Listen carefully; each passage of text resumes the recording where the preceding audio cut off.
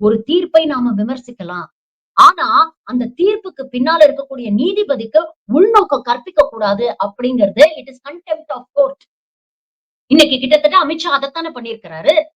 அந்த தீர்ப்புக்கு பின்னால இருக்கக்கூடிய ஜஸ்டிஸ் சுதர்ஷன் ரெட்டிக்கு உள்நோக்கம் கற்பிக்கிறாரு.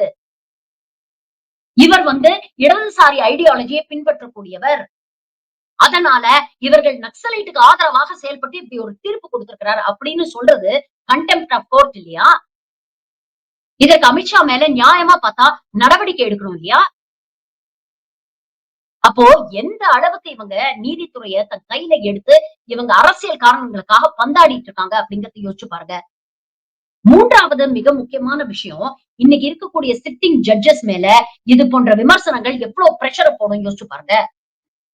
அரசாங்கத்துக்கு எதிராக நாம ஏதாவது ஒரு தீர்ப்பு கொடுத்தோம்னா, இப்படிதான் நம்மள விமர்சனம் பண்ணி நம்ம எதிர்காலத்தை மொத்தமா சீரழிச்சிருவாங்க அப்படிங்கிற ஒரு பயம் நீதிபதிகளுக்கு வராதா? அப்படி ஒரு பயம் வந்துச்சுன்னா, அவங்க எப்படி நடுநிலையா தீர்ப்பு கொடுப்பாங்க? அப்போ இது மறைமுகமாக இப்போ பதவியில் இருக்கக்கூடிய ஜட்ஜஸ மிரட்டுற வேலை தானே. இன்னைக்கு அது போன்ற விஷயங்கள தான் ரொம்ப வெட்ட வெளிச்சத்துல தைரியமா செஞ்சுகிட்டு இருக்கு இந்த பாஜக அரசு. நீதித்துறை அரசியலுக்கு அப்பாற்பட்டதாக இருக்கணும். அரசியல்வாதிகளோட அழுத்தத்துக்கு ஆளாக கூடாது. நீதித்துறை மதிக்க வேண்டியது ஒண்ணே ஒண்ணுதான். அது இந்திய அரசியலமைப்பு சட்டம். அந்த அரசியலமைப்பு சட்டத்துக்கு உட்பட்டு எந்தவித பாரபட்சமும் பார்க்காம மக்களுக்கு நீதி வழங்க வேண்டியதுதான் நீதித்துறையோட கடமை. ஆனா இன்னைக்கு நீதித்துறையில் இருக்கக்கூடிய நீதிபதிகளையே இந்த அளவுக்கு போலரைஸ் பண்ணியிருக்கிறாங்க.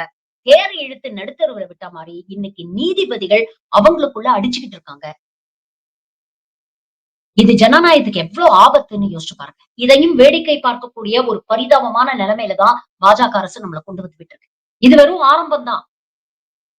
நீதித்துறையும் முழுசா அவங்க கைக்குள்ள வாங்கிக்கிட்டாங்கன்னா, அதுக்கப்புறம் இவங்களை எதை வச்சும் கட்டுப்படுத்த முடியாது. இது எவ்வளவு பெரிய ஆபத்து, எவ்வளவு அழிவு பாதையில நாம பயணம் பண்ணிட்டு இருக்கோம் அப்படிங்கிறத சற்று யோசிச்சு பாருங்க.